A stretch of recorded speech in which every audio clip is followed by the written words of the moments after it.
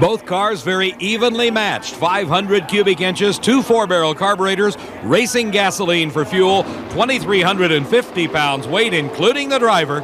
And these are the ultimate in the factory type of race car.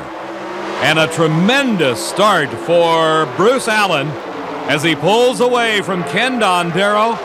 And at the finish line, Bruce Allen at a 7.65 second elapsed time, his speed over 181 miles an hour. He was 0.07 of a second quicker off the starting line than Dondero. A tremendous hole shot for Bruce Allen. The final pair in this semifinal round find the Camaro of Joe Lapone working with his crew chief, Bill Grumpy Jenkins. A former champion himself out of Newton Square, Pennsylvania, comes Lapone to race the winningest driver ever in NHRA history from Whiteland, Indiana, Bob Glidden in the Chief Auto Parts 711 Ford Thunderbird.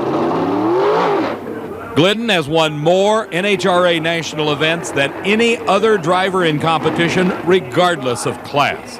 And he has done the bulk of his winning in Pro Stock, one of the most difficult fields of competition in any form of motorsport. It's the Ford Thunderbird in the far lane, the Chevrolet Camaro in the near lane, and the crowd just loves these factory battles between these hot rods. Joe Lapone, Bob Glidden matching up, earned the right to go into the finals. And taking their time before the starting light comes on, Glidden finally into the staging beams. And it's a good start for Lapone. Side by side, they go down the racetrack. And it is oh so close. Joe Lapone is declared the winner. And Lapone defeats Bob Glidden to advance into the finals, so it'll be 2 Chevrolets. Joe Lapone Jr. with his crew chief Bill Jenkins turning the wrenches against Bruce Allen at the wheel of the Rare and Morrison Camaro out of Hendrick Motorsport. As we watch again, look at the wheels up start on this Chevy and the Ford. They both lift the front wheels high off of the asphalt. They head down track, and at the finish line, it is an extremely close race. At this point, Joe Lapone has got the advantage. But as we see in our stop action, they are crossing the finish line side by side. NHRA ruled that Joe Lapone Jr. won the race, and he moves into the finals. The huge crowd is buzzing with excitement as our finalists are set in all 3 of the professional categories of championship drag racing. But before we get to the action, let's take our final look back at the World Finals in history. 1981 through 1984, Orange County International Raceway was the home of the Winston World Finals. It also saw many firsts. It saw the quickest elapsed time ever, the record holding 5.39 second elapsed time by Gary Beck. Orange County International Raceway also saw Shirley Muldowney win her 3rd Winston World Champion title. But Orange County International Raceway fell victim to progress. It, like Dallas International Motor Speedway, Ontario Motor Speedway, and many others, are gone today, thus necessitating the move of the Winston World Finals to the Los Angeles County Fairgrounds in Pomona, California. And that's where we are right now for the finals in Pro Stock Eliminator. This is Bruce Allen. He has won 3 times already this season, his first ever year in Pro Stock racing. He is a former modified racer that moved into the cockpit earlier this season. For Joe Lapone Jr., he was runner-up at the Fall Nationals just a couple of weeks ago, but he has yet to win his first ever Pro Stock title in NHRA competition. Joe Lapone teaming up with engine builder Bill Grumpy Jenkins, a great name in Chevrolet racing in his own right, racing against the current leaders of the pack in Chevrolet Performance, the Rare and Morrison team from Arlington, Texas. The 2 Camaros as evenly matched as one could ask for. The drivers now concentrating on their starting technique. They come into the staging beams as easily as possible, and it's a red light start for Bruce Allen. He anticipated just a little too soon and left the red light, the disqualification for Allen, and Joe Lapone Jr. has won his first ever NHRA national title, the Winston World Finals for 1985. And what a victory it is for Joe Lapone. As we watch again, you see leaving just a hair too soon, and the big red eye glowing for Bruce Allen. A tough break for him. Did you know he red lighted? Yeah, I saw it.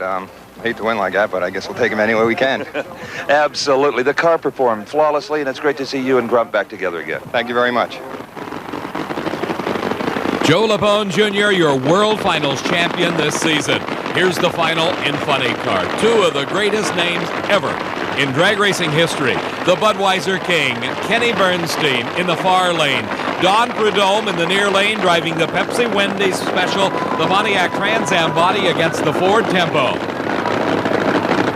2,500 horsepower plus, those engines burning the nitromethane fuel as they patiently wait the final staging moves by each driver. They've got to be thinking, how can I pull out this win? And Prudhomme drifts close to the center line. He goes across the center line. That means disqualification, and Bernstein has won another race. The crew overjoyed with the victory. What a way to cap a season, the World Championship, and now the World Finals title.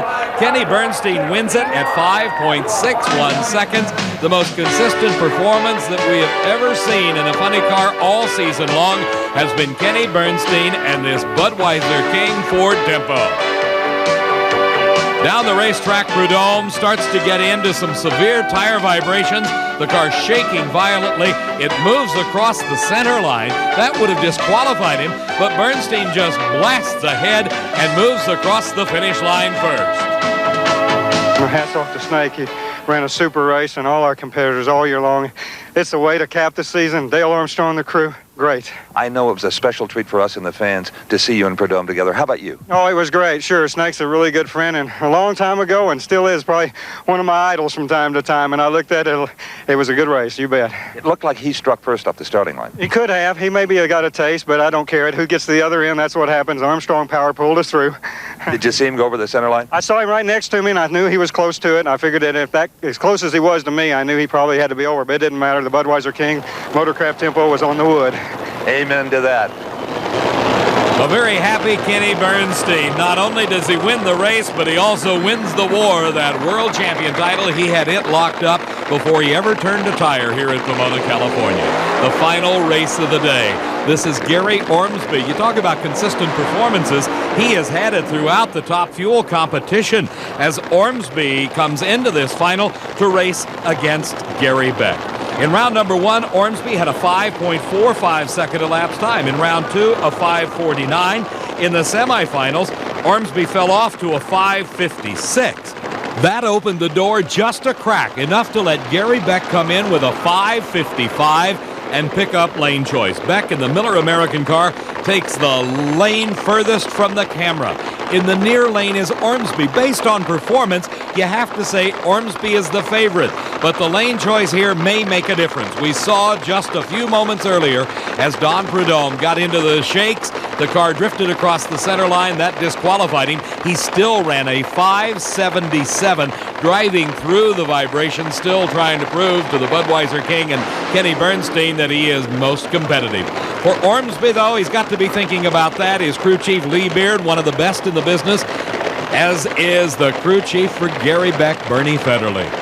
Two magnificent minds, two great drivers, and two outstanding machines, all matched here in the finals of this Winston World Finals for 1985. The burnout's just about finished. You can tell it's starting to get dark. You can begin to see the header flames. The darker it gets, the brighter and taller they seem to stand off the headers. For Ormsby, a final check of all the equipment as there's over 2,500 horsepower flashing away there. Across from him, the same for Gary Beck and his crew.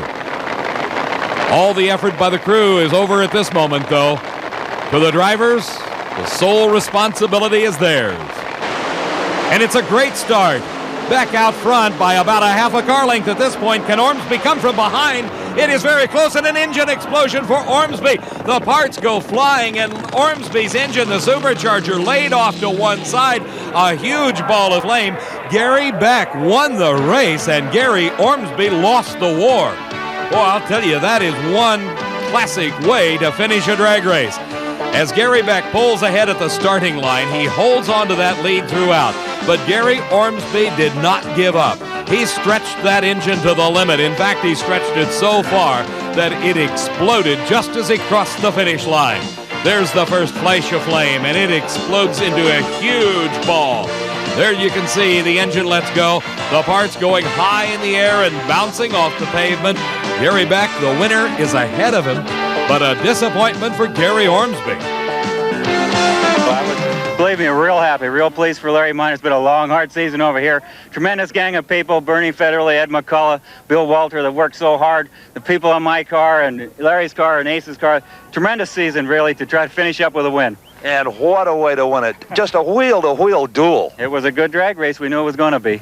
Well, they didn't skunk you this season, Mr. Beck. Thank you very much, Steve. It's nice to be here. Gary Beck with a smile on his face as the Miller American car of Larry Minor goes into the winner's circle, the Top Fuel champion at this World Finals for 1985. What a way to end the season, as Gary says. It's been a tough year. He's had his share of problems. For Larry Minor, he has got 4 distinctly different race cars. He's got 2 Top Fuel dragsters, a funny car, and an off-road racer. And what a way to go. For Kenny Bernstein, the world champion title is his, and also some congratulatory kisses. He is a happy man indeed. We hope you've enjoyed the World Finals. For Steve Evans, I'm Dave McClellan. This has been a presentation of Diamond P Sports.